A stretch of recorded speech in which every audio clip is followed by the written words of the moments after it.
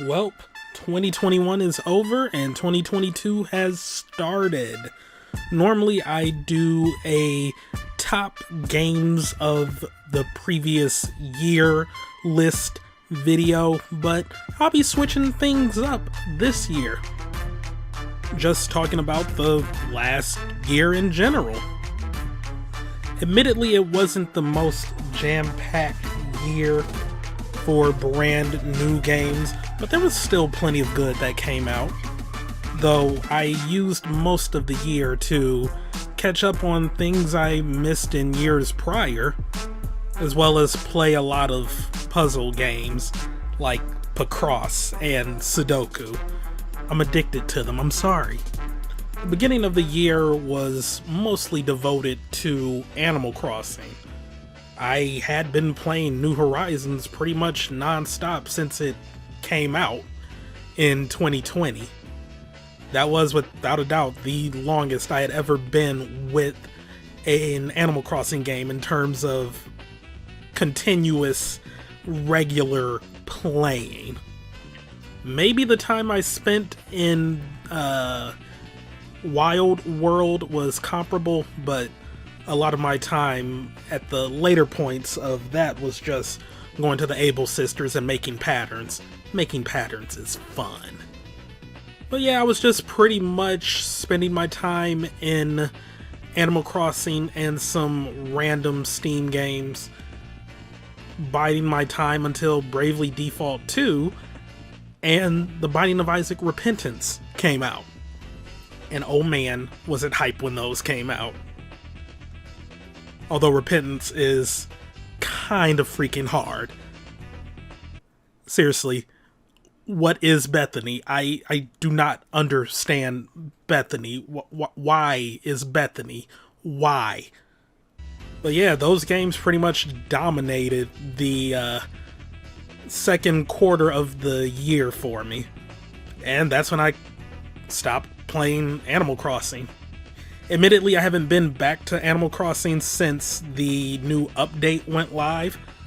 And don't get me wrong, it's a pretty substantial and good update. I was getting hyped watching the Animal Crossing Direct that announced all that stuff. Not so much the Nintendo Switch Online expansion and that price, but everything else they showed for Animal Crossing and the DLC looked great. Just haven't gone back to it because of other games. I'll probably rectify that real soon. This is the closest I've ever come to completing the fish and insect encyclopedias for an Animal Crossing. I want to complete all of the little Nook Mile things. I must. But yeah, back to Bravely Default and Binding of Isaac Repentance. Great stuff, yo. I thought Xenoblade Chronicles 2 was the best RPG on the Switch. Nah, man, it might be Bravely Default 2.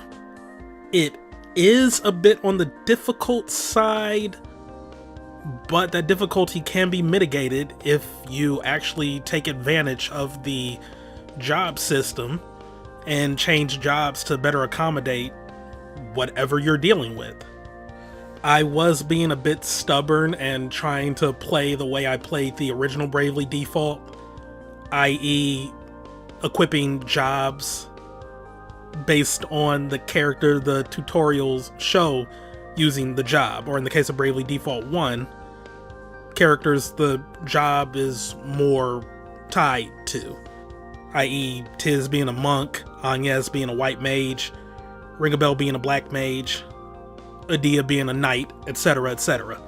So yeah, I was making things a bit harder on myself, but I still had fun. The story's good, the characters are great, the writing is fantastic. So many times I was just quite literally laughing out loud at just the interactions the main crew is having with each other. And it was just so fun to strategize the different bosses and explore every nook and cranny of the overworld and the dungeons and all the side quests, which admittedly they could have did a better job about, you know, keeping track of the side quests, but that's a minor nitpick. I know I'm not really saying too much about it, but at the end of the day, it's just a standard JRPG with a really in-depth job/class system. If you played the original Bravely Default or Final Fantasy V as like a classic example of what this game has to offer, or Dragon Quest VII as another example, you'll definitely love Bravely Default 2. As for Binding of Isaac Repentance, I'm enjoying the new expansion. It's just kicking my ass. I don't know if that's partly because it is inherently harder than the expansions that came before it, or if it was because I was kind of like a year and a half removed from having played the game regularly and was out of practice. Occasionally I would go back in and do some dailies, but I wasn't really placing as well as I was when I was playing the game almost daily when the last expansion came out. Being Afterbirth Plus? Yeah, that sounds about right. Yeah, new areas, new bosses, new enemies, new sprites for some old enemies, some much needed buffs. Thank you for making the stopwatch amazing again. I love you. Some not so good nerfs. You didn't need to do that to Brimstone. You just didn't. The new endings, like, you just get so caught up with the gameplay and the trying to fill out the post-it notes that when you encounter new story beats and see how everything ties together, it kind of just hits you like, oh yeah, this is a game about a boy coping with some abuse he's going through, as well as the separation of his parents and guilt he's piling onto himself, manifesting in religious imagery. It's deep. And then the absolute final ending when you go back up through the floors of the basement and into home, and you defeat the beast and you get the true final ending. That shit almost had me in tears, yo. And a few streamers I watched who made it to that ending, it kind of caught them in the feels too. Including one who essentially really played Isaac in earnest for the first time this year when the expansion dropped, and made it a point to get all of the achievements for the game before the end of the year. He got that final ending, and, well, I'm not saying he cried, but I'm not saying he cried. I mean, he kind of turned off his webcam, so we don't really know. Yeah, the expansion, good stuff. And that kind of got me back into playing other roguelikes. It put me on a huge Dicey Dungeons kick. Highly recommend it. It's a more casual roguelike, where you have cards that serve as your equipment and weapons and stuff, and you roll dice, and the values on the dice determine how effective your weapons are. For example, you might have a card that only deals damage whenever you place an even numbered die on it, or it'll heal you when you place an odd numbered die on it. And there's different characters that play in different ways. Did I mention the art design is fantastic? It also has funky music. It's not a 2021 game, but I really put a lot of time into it in 2021. It's just an all-around fun, nice, casual roguelike. I also had Hades gifted to me this year, and oh boy, it's hard, but really good. And I really need to get back into putting more time into it. I got distracted by other roguelikes. I mean, what more can be said about Hades? It was winning Game of the Year awards in 2020, I believe? Or was it... Did it come out before then? Admittedly, I'm not too sure, because I wasn't really following it all that well. It kind of flew under the radar for me until it was gifted to me, and I am kind of kicking myself for sleeping on it. It's great. Another roguelike I played this year, or last year rather, was Guild of Dungeoneering, which was another one that had kind of flown under the radar for me, but I was given a review copy of the expansion, and well, not expansion, but like definitive edition that rebalanced a lot of the classes in the game and added some new content, and it's just an all-around fun experience. The writing is also amazing. There's a bard. He sings little ditties for you whenever you succeed on a quest or when you die. I say when because death occurs a lot in Guild of Dungeoneering. The TLDR for how Guild of Dungeoneering works is that you sort of build the dungeon you're exploring with cards that are dealt to you at the beginning of your turn. You can even place down treasures that you can collect or enemies for you to fight as you advance on your way to complete whatever the quest goal is, whether it be to defeat a certain number of enemies, find a certain number of treasures, defeat a boss, etc., etc. And the battles are turn-based with a deck of battle cards. Different classes have different kinds of cards, abilities, specialties. There's quite a lot to the game, and it is pretty addicting. It's another game I would highly recommend. This year also had Loop Hero, which admittedly I did not play during 2021. I picked it up during the... Actually, no, I didn't even pick it up during the Steam Winter Sale. I actually got it when it was offered free on Epic, right around Christmas time. And I didn't really start playing it until my New Year's stream, admittedly. Once again, I feel like I missed out because, oh man, is it good. And I've never really played a roguelike like that in my life. Like, it's pretty innovative and very hard to describe. Essentially, the dungeon you're exploring is just one big loop. As you fight enemies, you get cards that you can place on different tiles on the map, and that'll create new enemies that will spawn, areas where things can occur, like allowing you to regenerate more health as you travel throughout the dungeon. You also get equipment drops from enemies you defeat, and once you place a certain number of cards on the tiles, a boss appears, you defeat the boss, and there you go. There's more to it than that, and I'm just giving the sort of bare minimum explanation of it, but I'm really enjoying it. And yeah, it's a pretty addicting game. That's roguelikes for you. They can get addicting.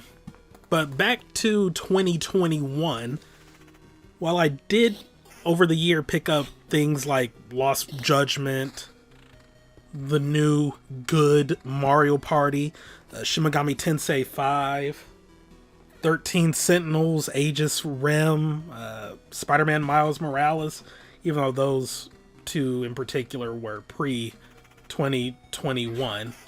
But yeah, I was picking up some pretty big-name games throughout the year. Oh crap, also forgot about Monster Hunter Stories, too. Oh yeah. But despite all that, I wasn't really playing any of them. I mean, I would open the Switch games just to get the gold points, but admittedly I was preoccupied with playing stuff for the channel and Picross and Sudoku and random puzzle games when not putting time into Bravely Default and Dicey Dungeons, since I did kind of fall off on Repentance after an initial burst when the expansion came out. And for the past 5 years, I've actually been keeping track of how many games I beat throughout the year in attempts to beat 52 games a year. And the list I have this year was dominated by things I was playing for YouTube. Granted, there's games in there that I was playing for myself, like Dark Souls 2, Dark Souls 3, Golf with Your Friends, What the Golf, as well as games I started off on a stream and then finished on my own. But it was still dominated by YouTube stuff, which I hope to rectify in 2022. Rectify seems like a poor choice of words.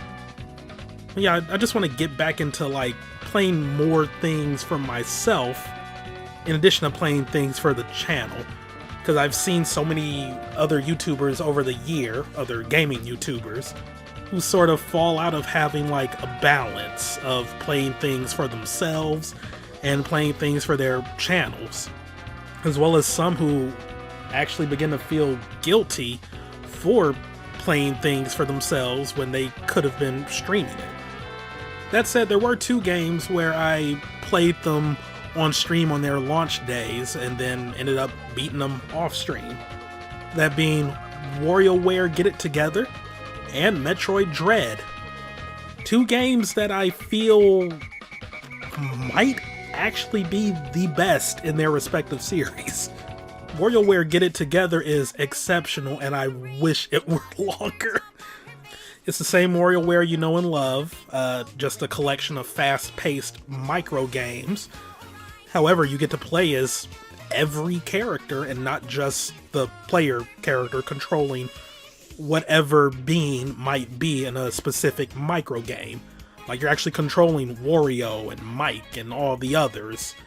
And each of the WarioWare universe characters play in a different way, which means you might be beating different micro games in different ways. For example, one that comes to mind is the game where there's a fire spreading on these crumpled up balls of paper, and you have to stop this thing at the end from getting caught on fire. Most of the characters, you just shoot the paper balls to break the chain and thus stopping the fire from spreading to the item at the end. However, if you're playing as, say, Penny, who has a water propel jetpack, she's kind of weird in that regard, but yeah, with Penny, you could just stand where you are and just extinguish the fire with the water. It's just a great take on the tried and true formula, and it just keeps you on your toes. Not to mention, I was getting really involved in the weekly challenges, and it's WarioWare. I can't say too much bad about it. It's fun, and yeah, Get It Together, to me, might be the best one in the series. As for Metroid Dread, bruh, I was hype for it when it was announced at E3. Like, I nearly cried. But playing it, it exceeded my expectations. I don't know if it's the best Metroidvania of all time, especially since so many Metroidvanias do things differently and aren't really comparable to each other in the grand scheme of things. Like, while they kind of fit in the same genre, Hollow Knight is vastly different from Metroid. And both of those are vastly different from Carrion, which is vastly different from the Ori games. Yeah. While I can't say it's the best of this genre, it might be the best of the 2D Metroids. I don't know, I'm gonna have to go over my thoughts again, and I'm planning on something. We're just taking a look back at the different 2D Metroids and Fusion specifically, because I freaking love Fusion. But this was an excellent game, and it kind of edged out over Bravely Default 2 as my game of the year. I was captivated from the moment I started playing it, and I did not stop until I beat it. And I 100%ed it, which is something I don't do quite a lot of in Metroid games. Whether some of the Shine Spark puzzles get a little too difficult, or I just don't feel the motivation to find every single collectible. But I loved just so much about the game. Hiding from the Emmys was so much fun. Like, fun stealth is kind of hard to pull off. And to me, this game pulled it off so well. Because there's just so many ways you can get around the enemy, and then if you get caught, you can just parry them and slide under the legs and run. The movement in this game was so freaking smooth, it made no sense. All of the little touches that I noticed, like you freaking move Samus to like a platform that's waist high, and if you just walk towards it, she'll put a hand out to steady herself on the platform, and you can aim. And it doesn't make any sense how much detail was put into this game. Callbacks to previous games and fusion. I don't even know how Kraid got there. I don't know what the lore, how it would even explain that. I was just happy to see him. The boss fights were excellent. Some harder than others, but I never got like frustrated or mad. I was disappointed when I was reaching the end, not because the game was disappointing, but because I did not want the adventure to stop. Genuinely, it's my game of the year. It is just excellent. But yeah, Metroid Dread, good stuff, highly recommended. And as I was saying earlier, while this wasn't, to me, the most jam-packed year for games, like I said, I didn't really play too much new on my PS4 outside of Hot Wheels Unleashed, which is fun. I did play some really good indie games too, and it would be a disservice not to mention them. Games like Smelter, which is pretty much indie ActRaiser, and I never played ActRaiser. But after playing Smelter and then seeing the ActRaiser remastered that was announced on the E3 Nintendo Direct, I was like, yo, I gotta pick up that game. But yeah, ActRaiser and Smelter, they're like 50% like 2D platformer / Metroidvania, and 50% real-time strategy. I know that sounds weird.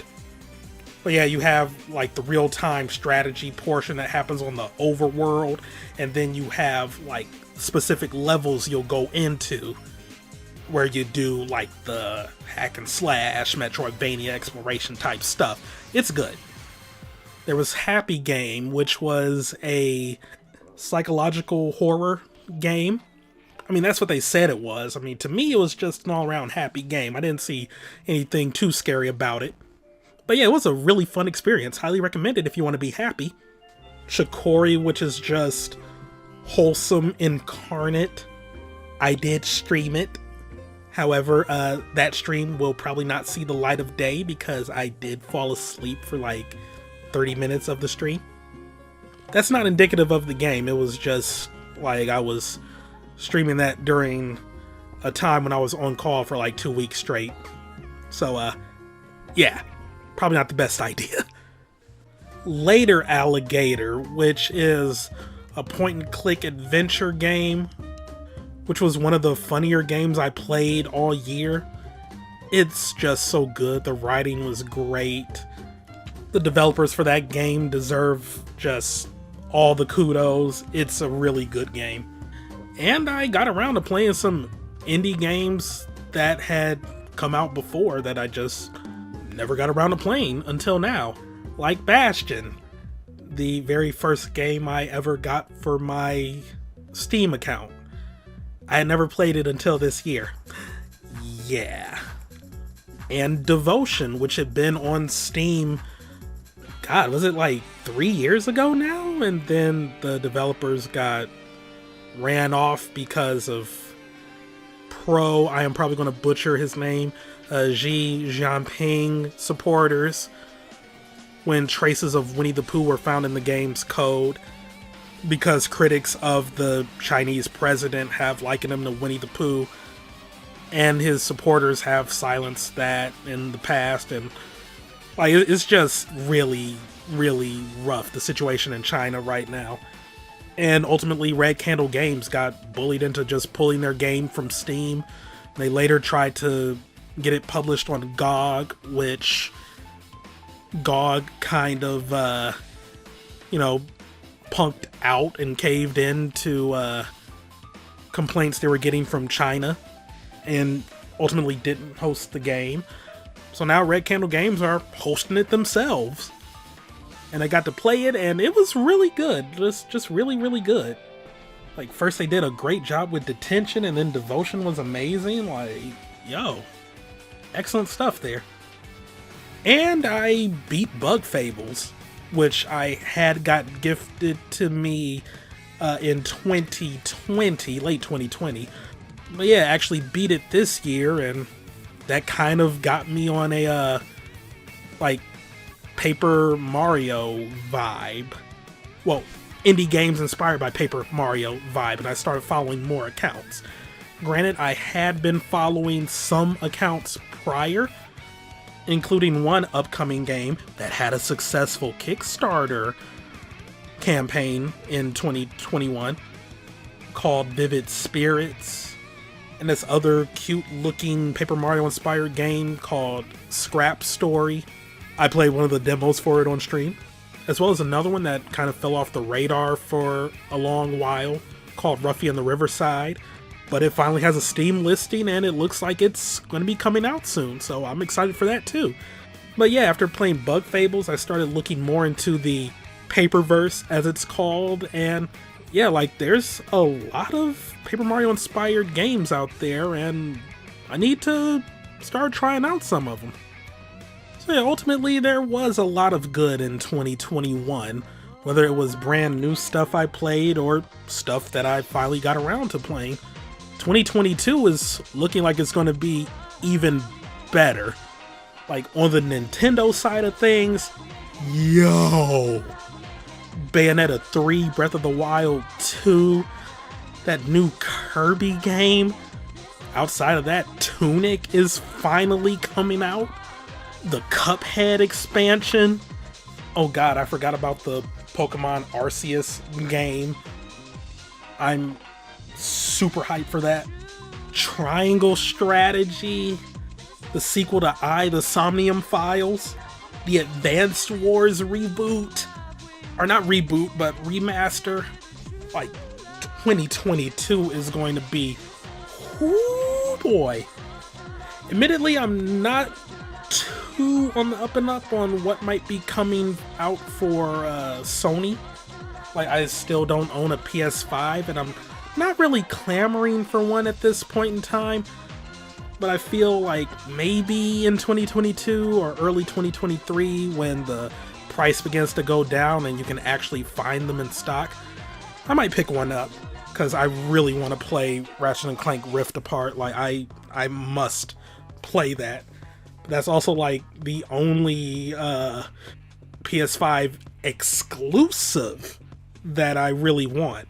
Maybe Demon Souls, but I heard it's like a jankier Dark Souls, so Most of the other stuff is also coming out for PS4. Like, I got Lost Judgment on the PS4, Final Fantasy VII Remake came out for PS4, and now it's on PC. It's like, what reason do I have to get a PS5 at the moment? I mean, like, bigger case could be made for the Xbox, since, you know, that has Game Pass and like some other actual exclusives coming to that as well. Though there's also the Xbox Play Anywhere thing where you can just play those games on PC too. And since I have a computer now that can actually run new games, it's like, yeah, I don't really need to upgrade to the better Xbox or PS5 just yet. The Ratchet & Clank, like the new Ratchet & Clank, is a start for the PS5, but I'm gonna need a little more. I don't know, I heard decent things about Returnal. That might, I don't know. but I've rambled on long enough. This is just something I am trying out for this year. It's not really like a countdown of the best games of 2021. It's just me talking about what I enjoyed playing last year. This kind of loose vlog type thing that has gone on for really long, and I do not know if people will watch this all the way through, but whatever, I'm trying out something new. So how was your 2021 in games? What did you pick up that you really loved? Whether it was a brand new game or something you just discovered for the first time. Was there something you really enjoyed that I didn't mention? I mean, last year I also played Bowser's Fury and the Gen 4 Pokemon remakes, and while I didn't mention them in this video, I enjoyed my time playing both of them.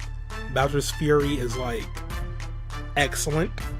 I may kind of like that expansion and the 3D World remaster a little more than Super Mario Odyssey. Not saying that Odyssey is a bad game, but Bowser's Fury was truly open world and was like really freaking good.